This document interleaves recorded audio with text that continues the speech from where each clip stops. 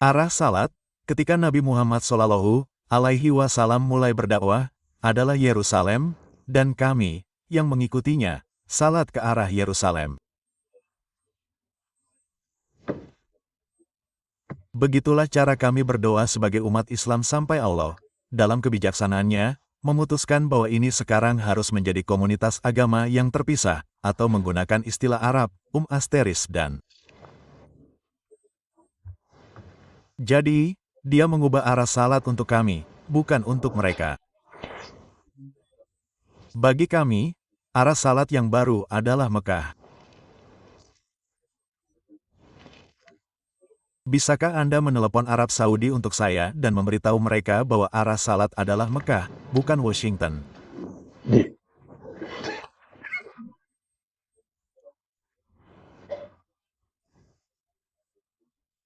Arah salat yang baru adalah Mekah yang dibangun oleh Abraham dan.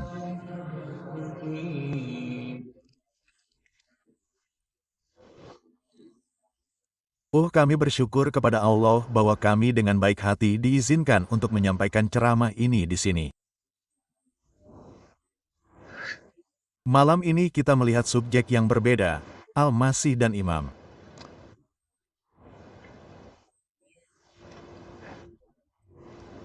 Orang Yahudi mengatakan bahwa sejarah akan berakhir dengan kedatangan Al-Masih yang akan memerintah dunia dari Yerusalem. Itulah Yudaisme.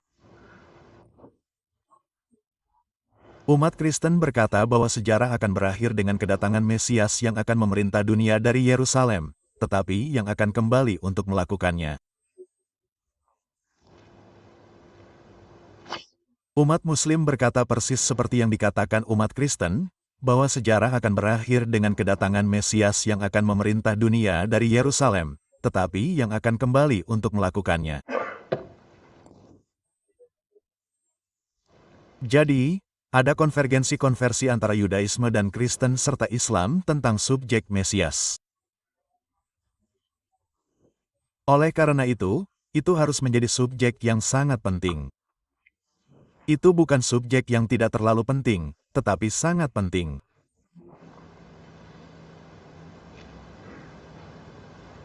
Dari mana orang Yahudi mendapatkan kepercayaan ini? Tentang seorang Mesias yang akan datang untuk memerintah dunia dari Yerusalem, Nabi Sulaiman.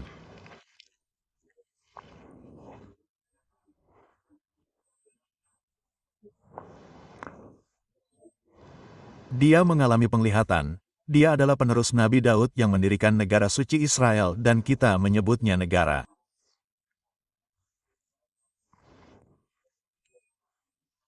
Mereka menyebutnya negara suci. Itu hal yang sama. Dan negara suci ini adalah negara yang berkuasa di dunia. Dan Daud dan Sulaiman, semoga Allah memberkati mereka, memerintah dunia dari Yerusalem. Dan mereka memimpin orang-orang Israel. Jadi, orang-orang Israel memerintah dunia.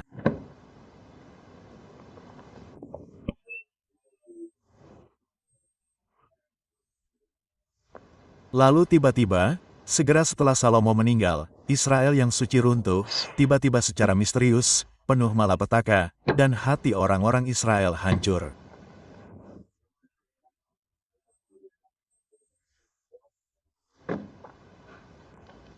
Dalam semalam kami menguasai dunia dan sekarang semuanya hilang. Apa yang menyebabkan Israel yang suci runtuh dan mereka menderita patah hati yang hebat ini?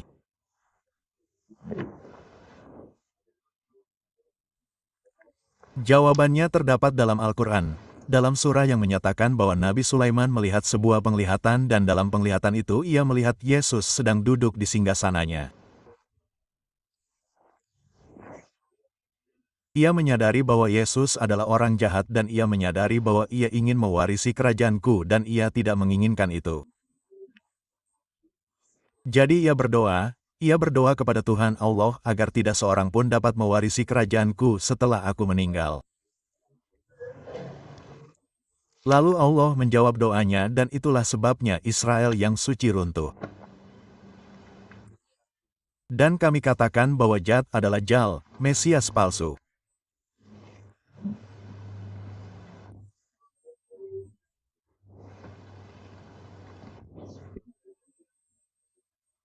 Ketika Israel yang suci runtuh dan orang-orang beriman yang menyembah satu Tuhan patah hati, dalam konteks itulah Allah yang Maha Tinggi kemudian membuat janji kepada mereka bahwa Ia akan mengutus seseorang kepada mereka yang akan membawa kembali Israel yang suci, membawa kembali negara, membawa kembali Israel yang akan memerintah dunia.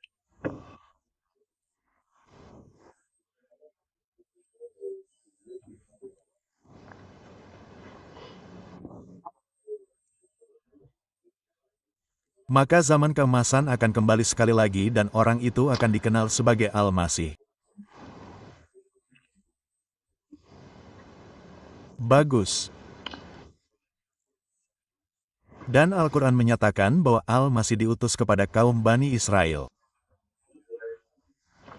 Izinkan saya mengulanginya untuk kedua kalinya. Hai kaum Bani Israel. Saya adalah utusan yang diutus oleh Tuhan Allah kepada kalian. Izinkan saya mengulanginya untuk ketiga kalinya bahwa Al-Quran mengatakan bahwa Al-Masih diutus kepada kaum Bani Israel. Dan kemudian dia mengulanginya untuk yang terakhir kalinya. Jadi kita tidak melihat seorang pun mempermalukan dirinya sendiri di akhir ceramah. 4 kali. Al-Quran mengatakan bahwa Al-Masih diutus kepada kaum Bani Israel. Tidak hanya sekali, dikatakan beberapa kali dalam Al-Quran. Bagus. Bisakah firman Tuhan berubah? Ya, bisa. Firman Tuhan memberitahu kita bahwa Dia dapat mengubah firman-Nya. Dia mengatakan ini sangat penting untuk metodologi.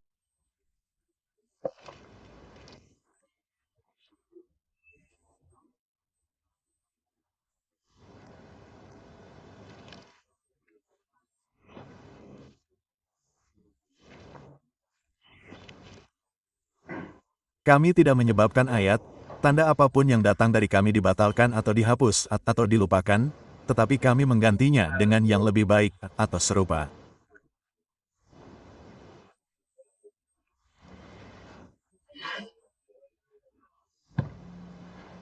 Ini adalah Al-Quran Surah Al-Baqarah. Jadi ya, ada perubahan. Apakah kami akan memberikan contoh? Kebenaran pada tingkat substansi adalah satu dan sama. Kebenaran yang sama yang datang bersama Ibrahim. Semoga berkah Allah besertanya. Secara substansi adalah kebenaran yang sama yang datang bersama Musa. Semoga berkah Allah besertanya. Secara substansi, itu adalah kebenaran yang sama yang datang bersama Yesus. Semoga berkah Allah besertanya. Secara substansi, itu adalah kebenaran yang sama yang datang bersama Muhammad. Semoga berkah Allah besertanya. Di dalam Al-Quran, itu disebut Islam. Jadi jika Anda mengatakan bahwa Islam datang ke dunia untuk pertama kalinya bersama Muhammad, semoga berkah Allah menyertainya. Dia masih seorang anak sekolah. Anda perlu kembali ke sekolah. Tetapi kebenaran yang pada tingkat substansi adalah satu dan sama pada tingkat bentuk itu berbeda.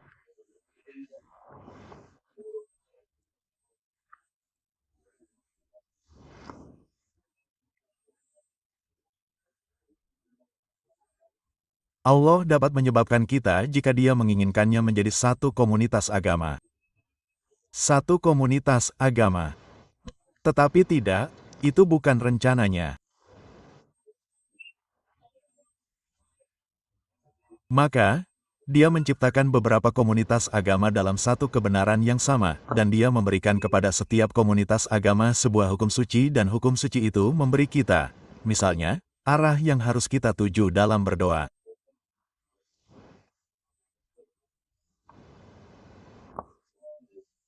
Jadi, arah untuk berdoa, ketika Nabi Muhammad semoga Allah memberkatinya, adalah Yerusalem. Dan kami, yang mengikutinya, berdoa ke arah Yerusalem.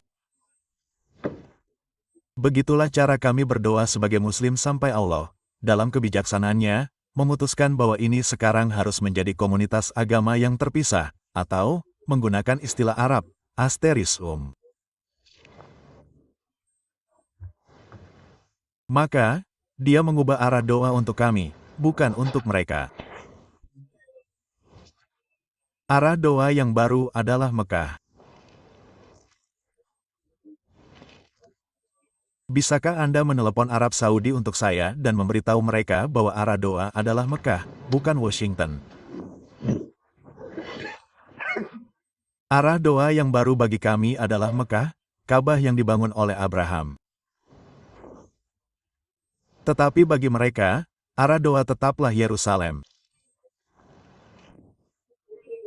Ketika kami tiba di Madinah di Yatim, kami berpuasa bersama orang-orang Yahudi. Oh iya, pada hari-hari ketika mereka berpuasa dan sesuai dengan hukum puasa dalam Taurat yang harus kalian ingatkan kepada mereka bahwa hukumnya adalah dari matahari terbenam sampai matahari terbenam. Tidak makan, tidak minum, tidak berhubungan seksual pada hari-hari yang berbeda dalam setahun. Dan ketika Allah mengubah hukum, Dia memberi kita hukum yang baru. Dan hukum yang baru itu, tentu saja, kita anggap lebih baik. Ya, karena sekarang Allah berfirman, dan ketika ayat ini diturunkan, seluruh Madinah tersenyum. Sekarang halal bagi kalian. Kalian boleh pergi menemui istri-istri kalian pada malam-malam puasa. Jadi sekarang hukum puasa yang baru adalah dari fajar sampai matahari terbenam selama 1 bulan penuh dalam setahun. Di sini ini adalah pembatalan nas. Jadi siapa yang mengubah hukum? Apakah Tom, Dick, dan Harry? Atau Maulana, Sheikh, atau Muti? Siapa yang berwenang mengubah hukum? Ketika kalian mendengar saya meninggikan suara, saatnya untuk berhati-hati. Siapa yang berwenang mengubah hukum? Hati-hati dengan jawaban kalian. Hanya Allah. Dan Dia bertindak melalui para utusannya. Rasulullah tidak memiliki otoritas kecuali Allah memberinya otoritas untuk melakukannya. Jadi jika Allah mengatakan bahwa Al-Masih diutus kepada orang-orang Israel, Anda tidak memiliki otoritas untuk mengubahnya. Hanya Allah yang memiliki otoritas untuk mengubahnya. Itu karena Al-Masih akan kembali. Dia datang dan pergi. Dia adalah putra perawan Maria. Dia adalah Yesus Isa. Dia adalah Al-Masih, kata Al-Quran. Dan Dia datang dan sebagian orang Israel menerimanya dan sebagian menolaknya.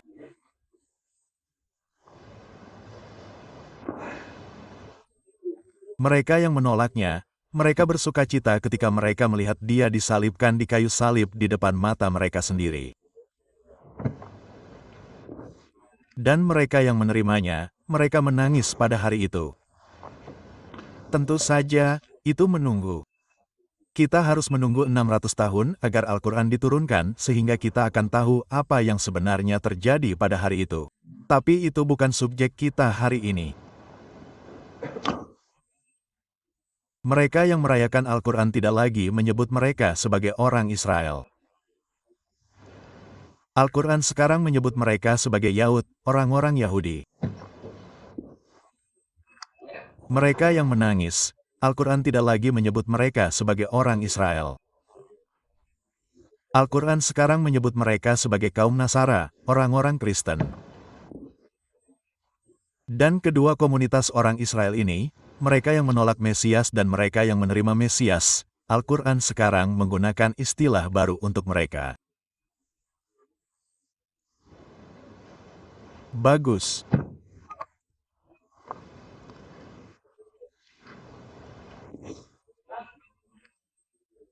Nabi kita berkata, dia menegaskan bahwa orang yang duduk di singgasana itu, orang jahat yang duduk di singgasana yang dilihat Sulaiman dalam penglihatannya, yang ingin mewarisi kerajaan Israel yang suci, dia ingin melakukannya karena dia ingin memerintah dunia dari Yerusalem.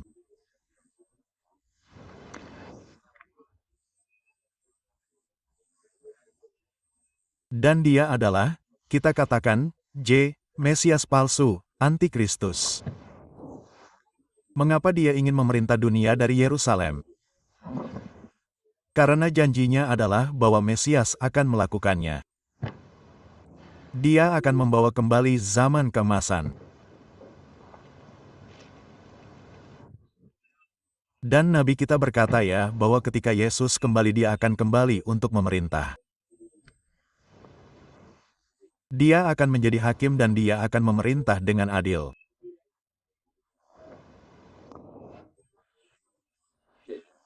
Jadi pertanyaan saya adalah, ketika dia datang untuk memerintah dunia dari Yerusalem, siapa yang akan memerintah bersamanya?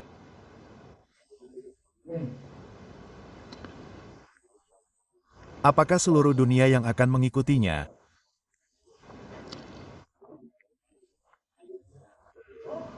Apakah Allah akan mengubah hukum dan sekarang mengirimnya kembali ke seluruh dunia, atau dia akan kembali kepada orang-orang Israel?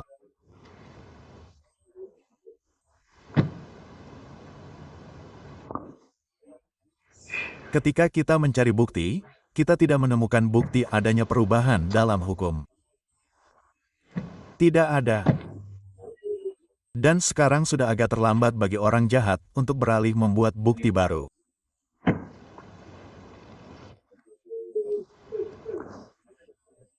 Jadi kita menyimpulkan bahwa ketika dia kembali, dia akan memerintah dunia dari Yerusalem dan mereka yang kepadanya dia diutus, yang mengikutinya, akan memerintah dunia bersamanya.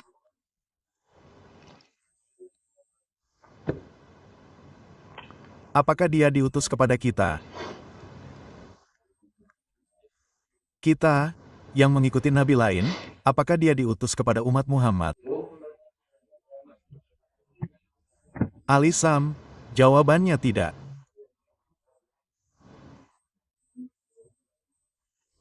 Tidak ada bukti dalam Al-Quran tentang Nas, jadi saya tidak ingin mengulanginya 5.000 kali.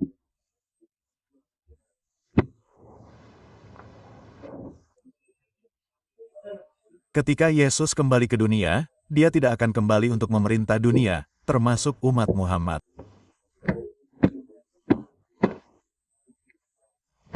Dia tidak akan menjadi milik kita.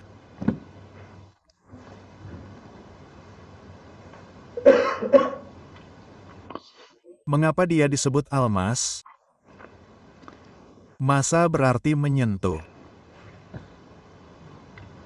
Dan Al-Quran menjelaskan mengapa dia diberi istilah Mesias.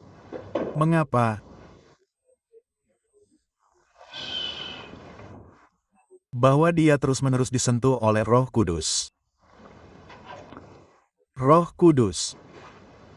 Seluruh dunia menggunakan Roh Kudus, tetapi Inggris berbeda dengan seluruh dunia. Oh ya, Inggris selalu berbeda. Jadi Inggris punya istilah lain yang mereka sebut hantu. Istilah yang mengerikan dan menakutkan, hantu. Anda tidak ingin melihat hantu di tengah malam, bukan? Jadi mereka menyebutnya Roh Kudus. Tetapi seluruh dunia mengenalnya sebagai Roh Kudus, Rulus. Dan dalam Al-Quran, Roh Kudus dikenal sebagai Malaikat Jibril. Jadi dia disentuh oleh Roh Kudus. Sebagai akibat dari disentuh oleh Roh Kudus, dia dapat melakukan hal-hal yang tidak dapat dilakukan manusia.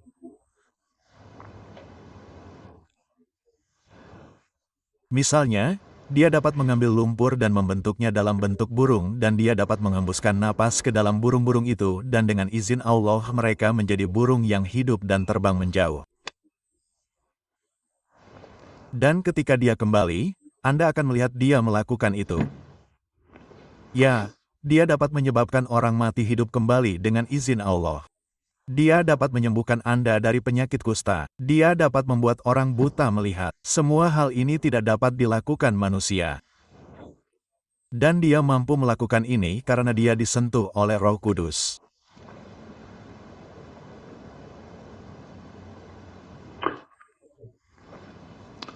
Jadi bagaimana dengan komunitas orang-orang yang mengikuti Nabi Muhammad Sallallahu Alaihi Wasallam?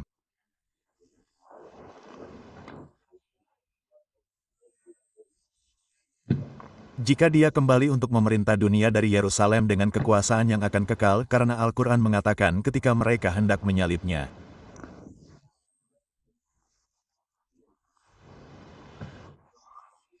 Ini ada di surah Ali Imran bahwa Allah berbicara kepadanya, Tuhan Allah. Mereka memanggilnya Tuhan Bapa. Oh Yesus, dia berbicara kepadanya. Aku akan mengambil jiwamu. Dia tidak tahu. Sekarang dia diberitahu dan aku akan mengangkatmu kepadaku. Jadi dia masih bersama Allah sampai hari ini.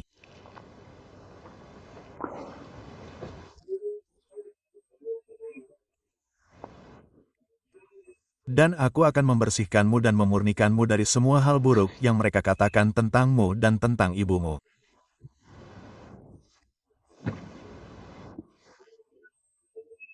Sekarang dengarkan, dan aku akan membuat mereka yang mengikutimu. Apakah kita mengikutinya?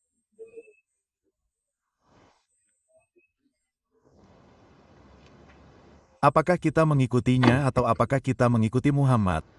Berkat Allah besertamu. Mengapa audiens saya begitu takut malam ini? Apakah saya menakuti Anda? Tidak, kami tidak mengikuti Yesus. Kami mengikuti Muhammad. Semoga Allah melimpahkan berkahnya kepada mereka berdua. Jadi, kita bukanlah umat yang dimaksud ketika Allah berfirman, dan aku akan mengangkat orang-orang yang mengikutimu, ya Yesus, aku akan mengangkat mereka.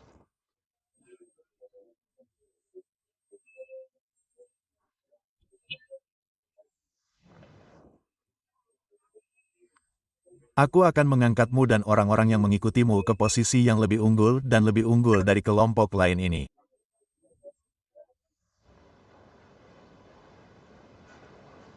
Kelompok lain ini dan kamu tahu siapa mereka. Ya, kamu tahu siapa mereka. Mereka adalah orang-orang yang berkuasa di dunia saat ini. Jadi kelompok ini akan menjadi lebih kuat dari kelompok ini. Dan ketika orang-orang yang mengikuti Yesus diangkat ke posisi yang lebih unggul dan ini akan segera terjadi.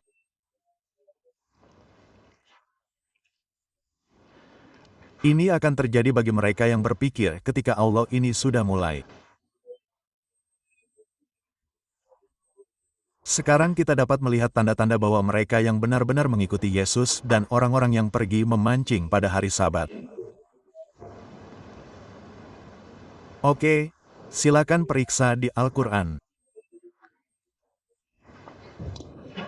Ketika orang-orang yang mengikuti Yesus sekarang diangkat ke posisi yang lebih unggul di dunia, mereka akan tetap berada di posisi yang lebih unggul itu sampai akhir dunia.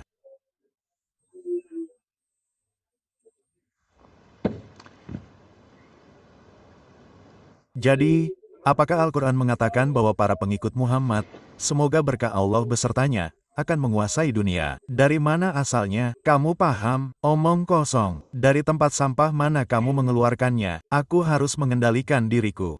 Aku hampir berteriak dan menjerit dan memukul meja. Dari mana kamu mendapatkan ini? Bahwa para pengikut akan menguasai dunia ketika Al-Quran mengatakan sesuatu yang lain.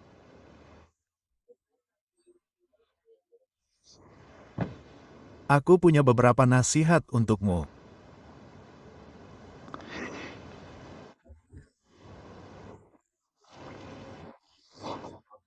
Keilmuan yang tepat, ciri khas seorang ulama adalah ketika Al-Quran berbicara kepadamu dan kamu memahami apa yang tidak kamu pahami sebelumnya dan kamu menyadari bahwa kamu telah melakukan kesalahan.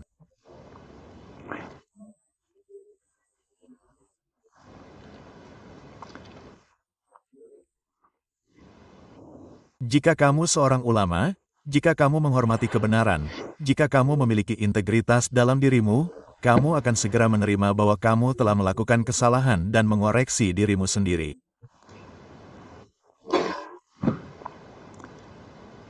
Ya, dan Al-Quran telah mengoreksiku berkali-kali dan aku harus datang kepadamu dan berkata kepada kalian semua bahwa aku telah melakukan kesalahan. Aku telah melakukan kesalahan. Aku telah melakukan kesalahan. Kapan kamu akan melakukan itu? Aku memberikan contoh untukmu. Ini adalah keilmuan. Kebenaran mutlak ada dalam firman Tuhan dan pikiran manusia harus tunduk. Kamu tidak dapat berkata, tidak, tidak, tidak, tidak, tidak. Jika saya melakukan itu, saya akan tidak setia pada agenda sektarian yang saya miliki dan agenda sektarian itu dan agenda sektarian itu dan agenda sektarian itu dan saya tidak dapat mengkhianati kelompok sektarian saya. Tidak, merekalah yang menutup pintu-pintu masjid bagiku. Tidak, jika engkau seorang ulama, setialah kepada Al-Quran. Biarkan Al-Quran mengajarimu. Biarkan Al-Quran membawamu kepada kebenaran. Jadi Al-Quran tidak memberitahu kita bahwa para pengikut Muhammad, semoga Allah memberkatinya, akan menguasai dunia di akhir zaman. Al-Quran memberitahu kita dengan sangat jelas bahwa para pengikut Yesuslah yang akan dibangkitkan oleh Allah dan mereka akan menguasai dunia di akhir zaman.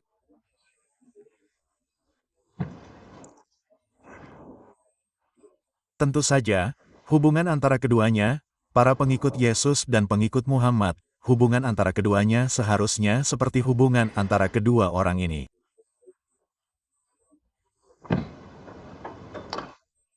Apa hubungan antara Yesus dan Muhammad? Semoga Allah memberkatinya. Saya telah membahas ini kemarin.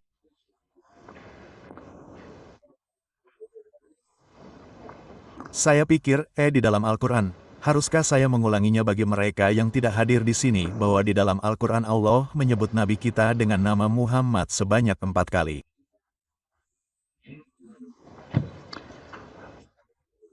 Anda dapat memeriksanya. Namun di dalam Al-Quran ketika Yesus mungkin Isa menyebut Nabi kita dengan nama demi nama.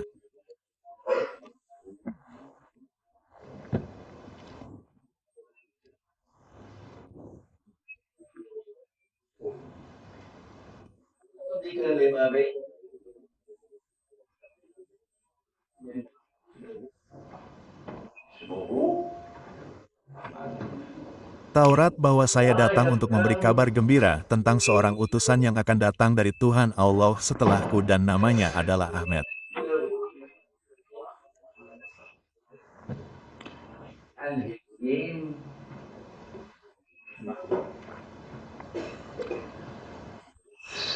Ini adalah undangan bagi Anda untuk berpikir.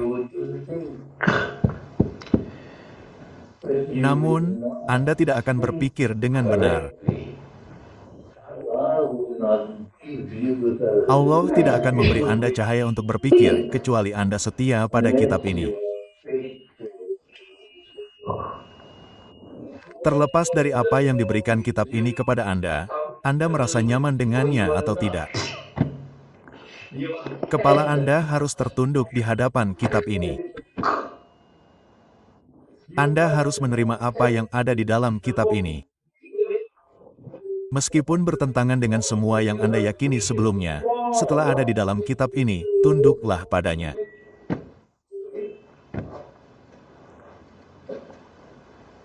Itulah keilmuan. Dan kitab ini akan mengangkat Anda begitu tinggi. Namun, jika Anda mengkhianati kitab ini akan menjatuhkan Anda. Kitab ini akan melakukannya. Itulah yang dikatakan Nabi kita tentang Al-Quran. Jadi mengapa dia mengatakan namanya Ahmed ketika Allah mengatakan namanya Muhammad?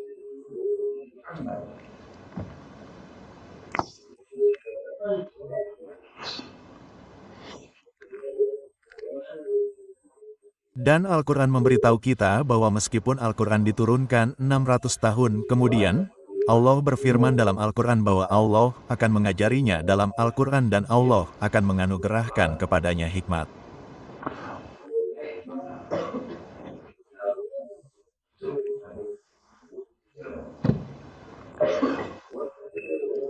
Dan Allah akan mengajarinya Taurat. Allah akan mengajarinya Injil. Itu butuh sedikit waktu. Luangkan sedikit waktu. Jangan terlalu terburu-buru. Di sisi ini ada Al-Quran, di sisi ini ada Taurat dan Injil, dan di antaranya ada hikmah.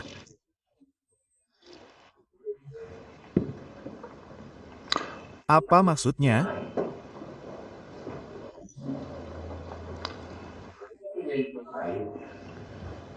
Maksudnya adalah ketika dia kembali, sebagaimana dia akan kembali, yang kita butuhkan hanyalah, pertama, perang besar, dan mereka menginginkan perang besar.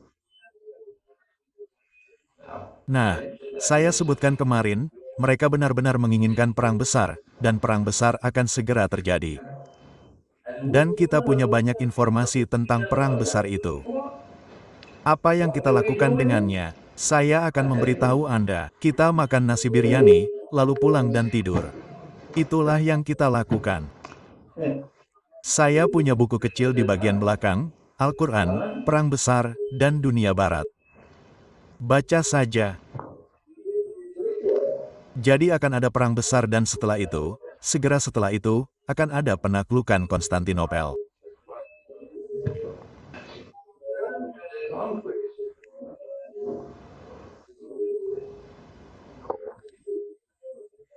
Dan setelah penaklukan Konstantinopel, Antikristus akan muncul secara langsung dan setelah itu tentu saja Mesias sejati akan kembali dan dia akan membunuh Antikristus dan dia akan memerintah dunia dari Yerusalem dengan kekuasaan yang kekal.